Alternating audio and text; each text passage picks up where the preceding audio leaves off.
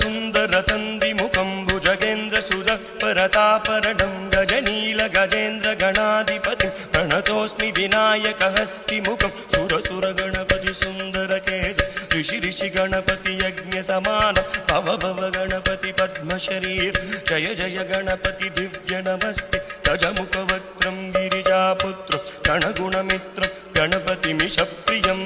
गणपतिमिषप्रियं गणपतिमिषप्रियं करधृतवरसुमुखं गणपाणिं कपलितपद्मरुचिं सुरपतिवन्द्यं सुन्दरदत्तं सुरणितमणिमकुटं प्रणमत देहं प्रकटितताड षद्गिरिताडमितं तक् तक् षद्गिरिताडमितं तत् तक् षद्गिरिताडमितं लम्बोदरवरकुञ्जासुरकृतकुङ्कुमवर्णगदम् दशशृङ्गं मोदगहस्तं प्रीनिशपनशपदं नयनग्रयवर्णागविभूषितनाना गणपतितं तक् तक् नयनग्रयवर्णागविभूषितनाना गणपतितं तक् तक् नाना गणपतितं तक् तक् नाना गणपतितं